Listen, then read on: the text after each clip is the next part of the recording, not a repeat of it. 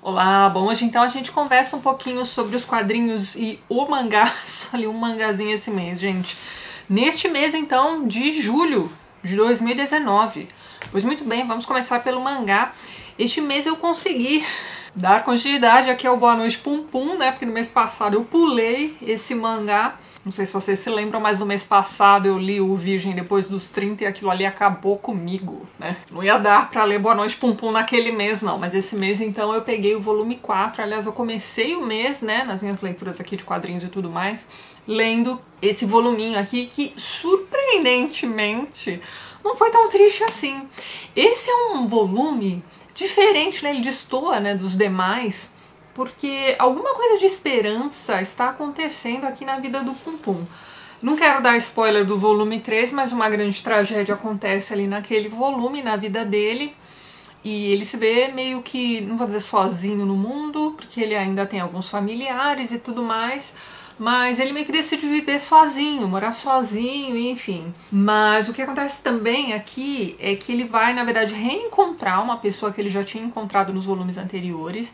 É uma garota que trabalha com arte e tudo mais. Na verdade, o sonho dela é escrever um mangá, mas ele esteve em uma exposição, né, em que ela tinha ali alguns trabalhos também, e ele deixou um recado para ela num caderno de visitas. E a verdade é que naquele volume a gente não soube, né, o que foi que ele escreveu nesse caderno de visitas. E aqui a gente descobre que ele escreveu meio que a história dele, só que com uma aura de fantasia, não dizendo que aquilo era dele, mas enfim, ficava óbvio para quem lia.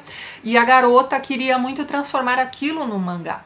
Na verdade, ela não quer transformar exatamente aquela história em mangá, mas ela acha que o garoto tem talento para escrita, enfim, ela gostaria que ele escrevesse o roteiro para um mangá e ela faria a arte. E aí a gente tem o mangá praticamente inteiro aqui dos dois interagindo e ela, né, tentando convencê-lo a escrever esse mangá. Tem um momento aqui que eu até marquei, achei bastante interessante.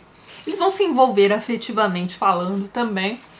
E, enfim, é ela mesma quem diz, né? Ela vai dizer o seguinte, ó. Não quero um mangá para fazer esquecer a realidade. Quero um mangá para enfrentar a realidade. Eu fiquei com a impressão de que isso aqui é uma fala do próprio autor do mangá, né? Do Inio Asano. Porque eu tenho a impressão de que este mangá faz exatamente isso. Não é uma história que a gente pegue para ler para se divertir, para passar tempo. É realmente um mangá ali para enfrentar a realidade. Então, no fim das contas, apesar de ser um mangá pesadíssimo sobre melancolia, depressão e etc., a partir deste volume, dessa fala da personagem, deu pra perceber que essa é meio que a intenção do rapaz. Mesmo porque a edição brasileira não traz realmente nenhum trigger warning, né? Só tá escrito ali, ó, recomendável para maiores de 18 anos. Mas logo acima desse aviso a gente tem, ó, tratando temas delicados como relações familiares conturbadas e depressão. Então cabe a você aí decidir se esse mangá aqui é uma boa ou não pra você.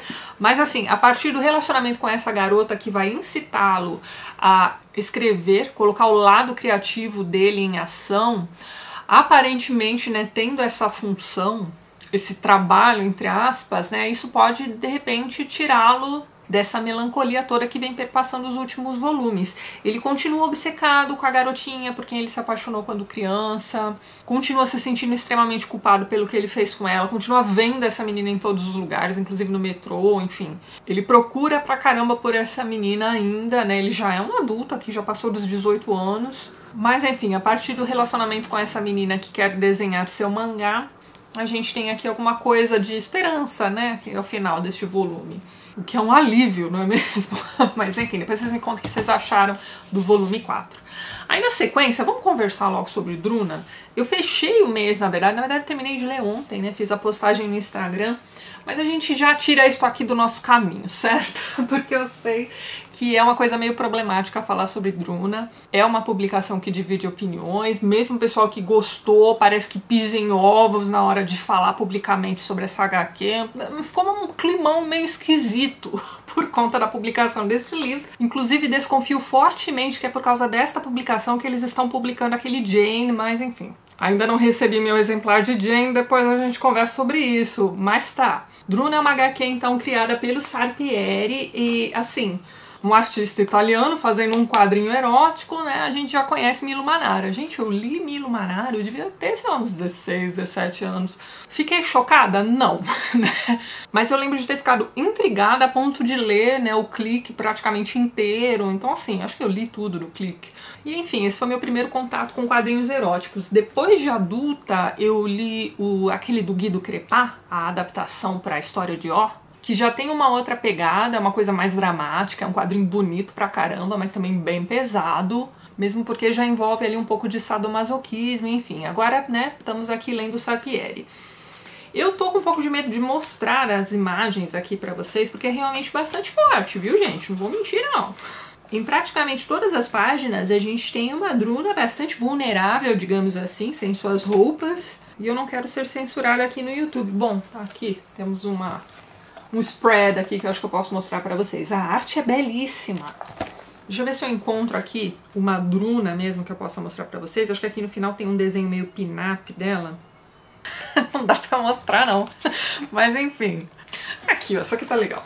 Então, a Druna mesmo, ela é desenhada de um jeito muito bonito. Anatomicamente, ela é perfeita. E assim, a questão do roteiro, a gente tem sim algumas coisas bem pesadas acontecendo. O plot mesmo, né, o enredo é o seguinte: a gente tem esse futuro pós-apocalíptico nessa realidade em que as pessoas precisam tomar soros, porque você tem aí um surto de, sei lá, um vírus maligno, que se você pega esse vírus, você vai então se tornar um monstro mutante tenebroso. Aqui na capa você pode ter uma ideia aí de que tipo de monstro eu estou falando. Mas então, no começo da HQ a gente vai acompanhando a Druna em busca do soro pro namorado dela, que é ali um rapaz, então, que já tá doente. Então ela precisa desse soro pra retroceder. Então a gente vai vendo esse cara tomando soro e recuperando as feições, recuperando, né, enfim, a forma humana dele, digamos assim.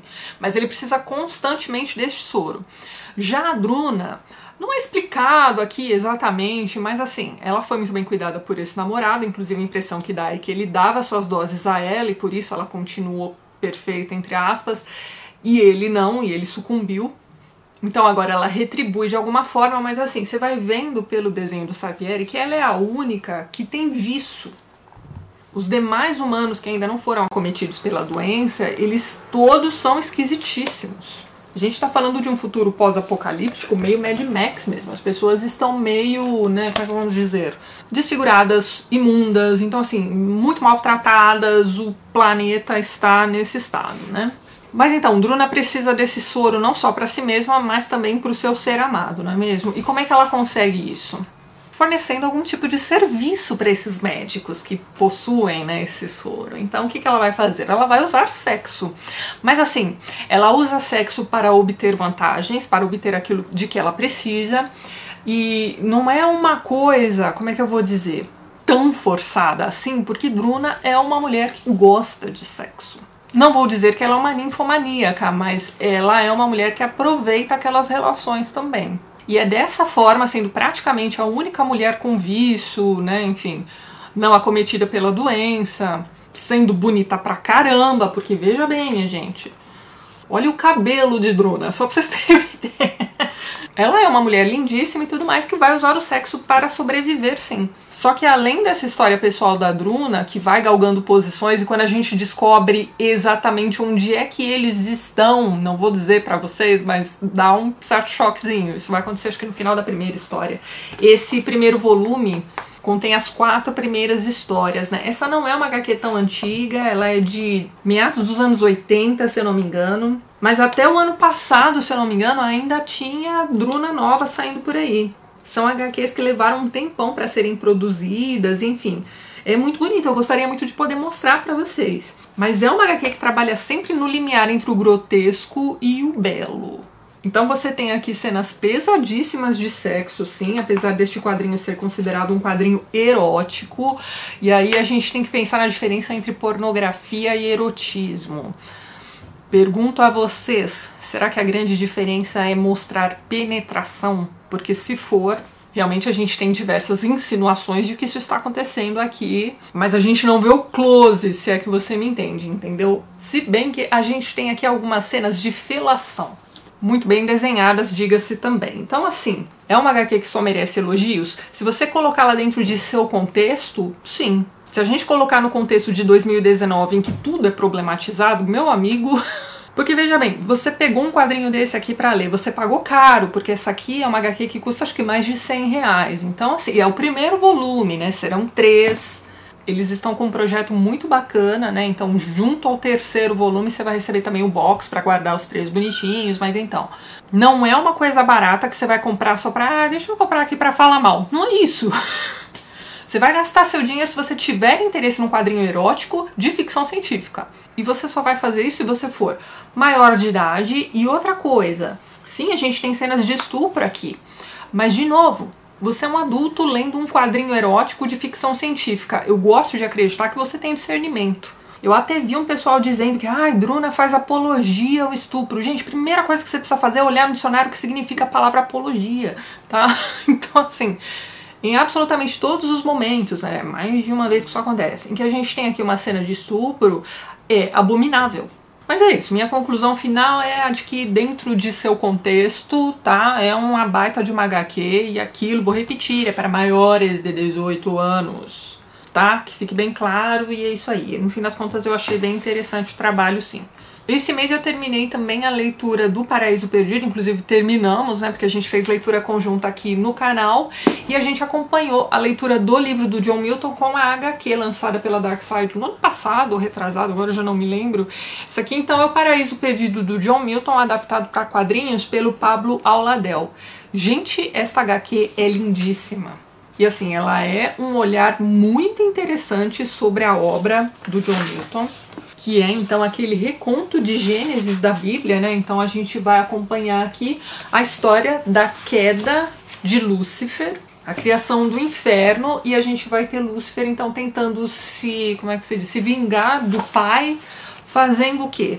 Indo lá atazanar a vida dos humanos, né, que acabaram de ser criados. Então você tem Adão e Eva no paraíso recebendo a visita do nosso amigo Lúcifer, encarnado ali na serpente e tudo mais. Então é a história de Adão e Eva e também a história do seu julgamento e de sua expulsão do paraíso, por isso Paraíso Perdido. Então assim, gente, a HQ é linda pra caramba.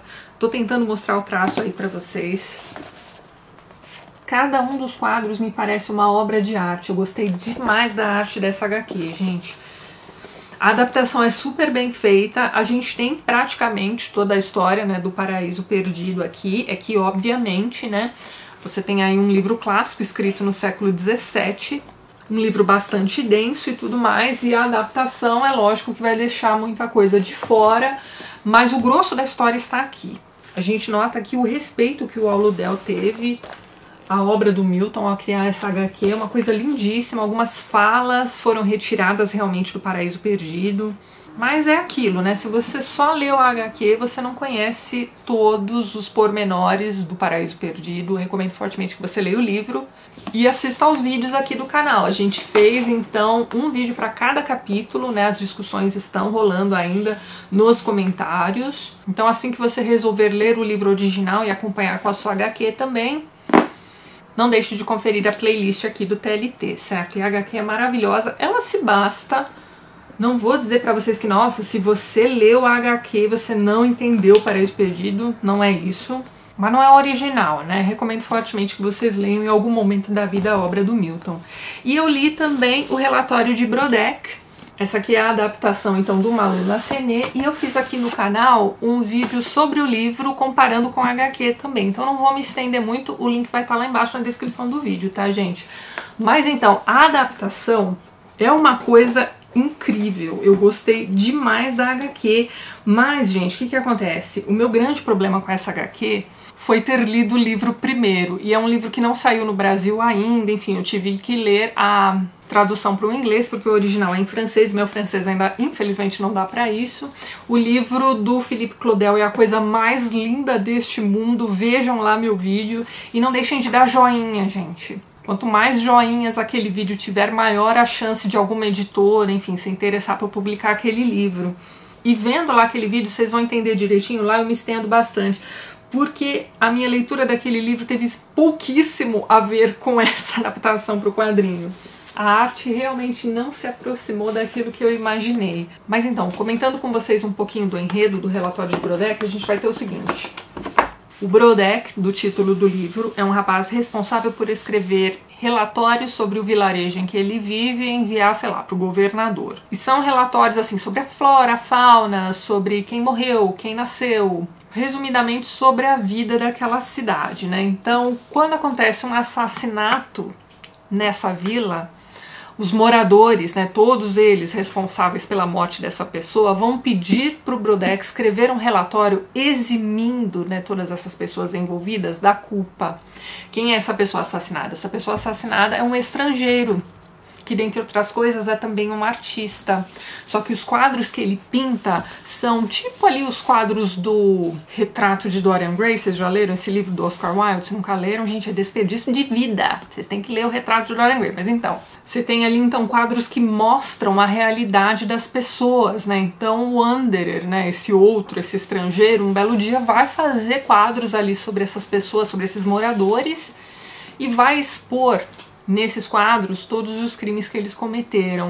O que a gente tem aqui é uma história sobre o pós-guerra e a gente vai acompanhando uma história sobre os desdobramentos, né, da Segunda Guerra Mundial. Então até onde, né, esses desdobramentos alcançaram? Até mesmo uma ilhazinha afastada, desconhecida por todos, entendeu? Então é mais ou menos isso. Vejam lá meu vídeo sobre o relatório de Brodeck. Lá eu desenvolvo melhor essas ideias e mostro pra vocês, explico pra vocês direitinho. Não é que eu não tenha gostado da HQ. A HQ como uma obra separada é maravilhosa. Como uma adaptação é bem interessante também. O traço é lindo, como eu mostrei aqui pra vocês. Os balões também trazem, né, o texto original do livro, até onde foi possível. É uma HQ perturbadora também, porque a gente tem, na verdade, o livro do Philippe Claudel trazendo diversas verdades sobre o ser humano, gente.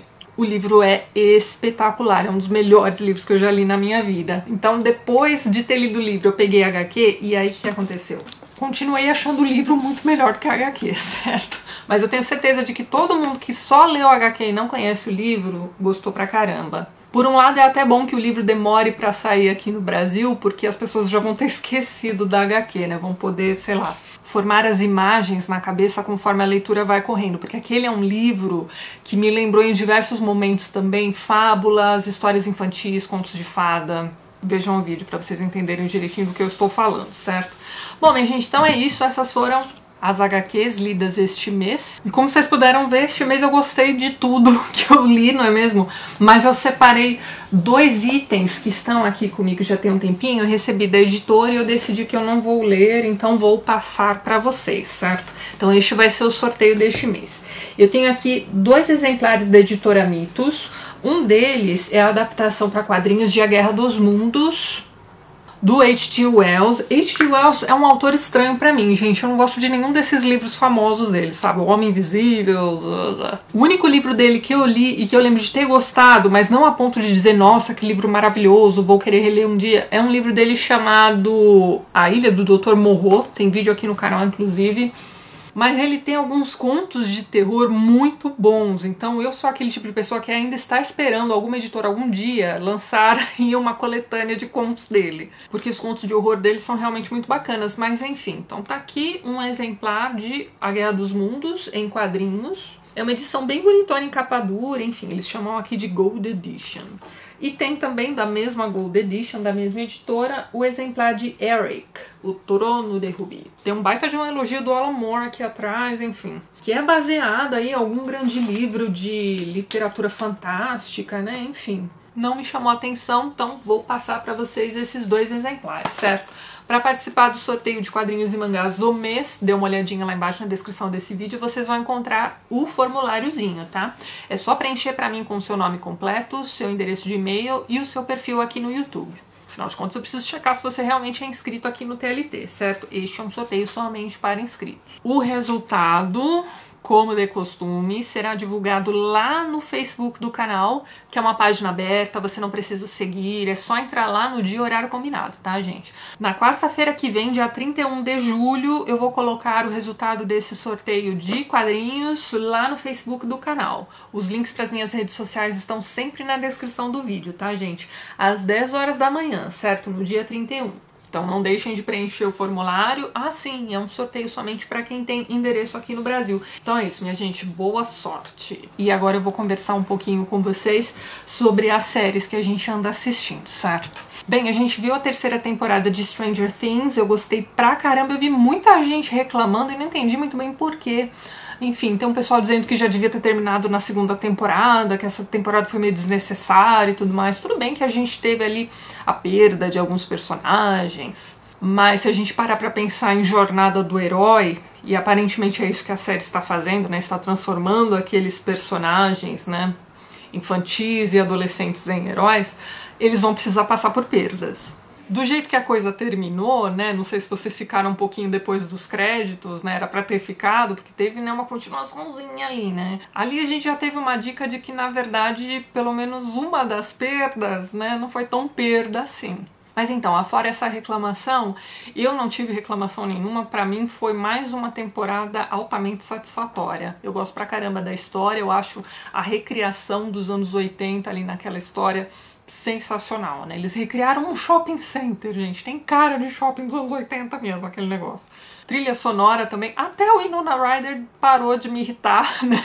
Se vocês acompanharam meus comentários sobre a segunda e a primeira temporada, né? Vocês devem se lembrar de que eu, sei lá, acho ela extremamente exagerada nas primeiras temporadas, mas nessa até que tava tudo bem. Mas eu continuo achando aquele garoto que faz o papel do Will, que é o garotinho problemático lá das primeiras temporadas, péssimo. Então, assim, fizeram até um episódio pra tentar deixar ele engraçado. Vocês lembram daquele episódio em que ele aparece vestido de mago? Mestre de cerimônia lá do, sei lá, do joguinho de RPG que eles estão jogando.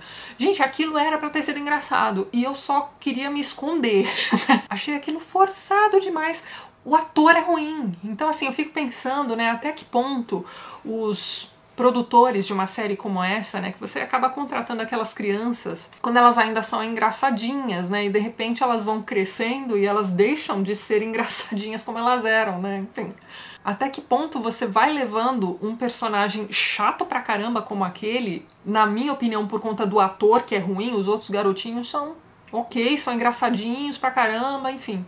Mas aquele ali é um sonso, pelo amor de Deus, dá vontade de passar pra frente todas as cenas em que ele está. Mas é isso, eu acho bem divertido, eu gosto da adaptação dos anos 80, eu gosto dos easter eggs, né, vira e mexe você tem ali uma referenciazinha a algum filme dos anos 80, enfim. E uma coisa que eu gosto bastante é da amizade entre as crianças, os adolescentes, então me parece bastante real, porque eu fui uma criança bem pequena nos anos 80 e as minhas irmãs viviam mais ou menos como aqueles adolescentes da série vivem, entendeu? Então tem um sensozinho de realidade muito interessante, até onde dá, né? Porque a série é bem fantástica e tudo mais, mas enfim, até onde dá, a adaptação é muito bem feita, eu gosto pra caramba. E a gente tem visto também o Euphoria, que é uma série de adolescentes, né? Vocês me recomendaram no meu vídeo anterior, eu vi reclamando, ah, tem mais drama adolescente pra gente assistir.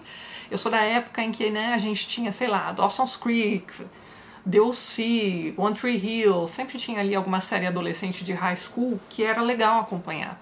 E aí alguns de vocês me recomendaram Euphoria. O que eu vou dizer pra vocês a respeito de Euphoria, gente? É uma série pesada, tá? Horário nobre da HBO, então você já sabe o que esperar. O que a gente tem ali é um retrato da geração que aí está. E uma coisa interessante a respeito de assistir essa série logo depois de assistir Stranger Things é a gente vê o grande gap, né, entre as duas gerações.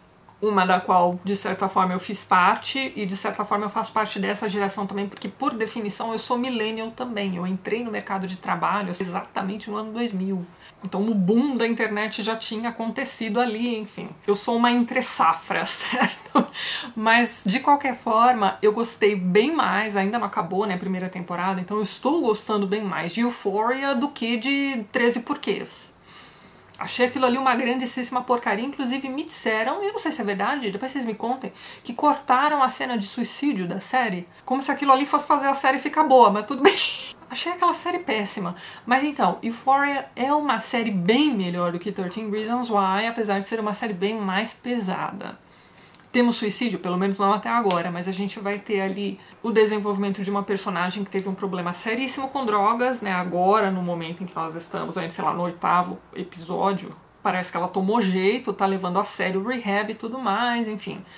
E a gente tem ali também uma personagem que é trans, E eu achei isso bem interessante porque eu não me lembro de nenhuma outra série de adolescentes que trouxesse um personagem trans. E aí eu sempre me lembro, nesses momentos, de uma série que eu acho que retratava bem a minha geração, né, da entre-safra, né, as pessoas que eram adolescentes no começo dos anos 90. Que é uma série chamada My So-Called Life. Em português ela se chamava Minha Vida de Cão, só teve uma temporada. Nessa série a gente teve pela primeira vez um personagem gay sendo retratado ali, então sempre me lembro dessa série nesses momentos. E o interessante é que essa série também faz referência a My So-Called Life. Tem um episódio ali em que as duas irmãs estão assistindo exatamente essa série que eu super recomendo pra vocês. Mas então, tenho achado o roteiro bem escrito, a gente não tem assim cenas perdidas, encheções de linguiça nem nada, é um roteiro bem dinâmico mesmo, como é, né, essa geração de jovens dinâmicos, né? E os problemas relatados ali me parecem bastante reais. Eu não sei se vocês sabem, mas eu sou professora de inglês de curso livre e durante bastante tempo eu dei aula para todas as idades, então eu tinha turmas de adolescentes e principalmente no ano em que eu trabalhei na escola do Rio de Janeiro, né, nas unidades do Rio de Janeiro, talvez por causa do sol, enfim, aqueles adolescentes me pareciam bem mais espevitados do que os que eu costumava conhecer em São Paulo. Mas então, eles viviam me contando histórias tenebrosas que aconteciam na escola deles, envolvendo fotografias e videozinhos sendo enviados pro WhatsApp, e a turma inteira recebendo aquilo, enfim. Eu até brincava com eles, né, eu dizia pra eles, olha só, cada vez que vocês me mostram um negócio desse, eu tenho menos de vontade de ter filho.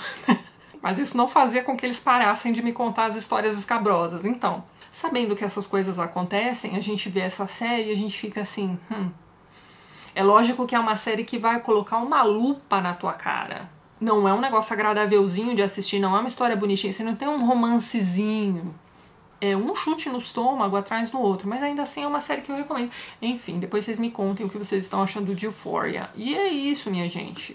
Vou ficando por aqui, vejo vocês nos próximos vídeos do canal, um beijo grande e até mais.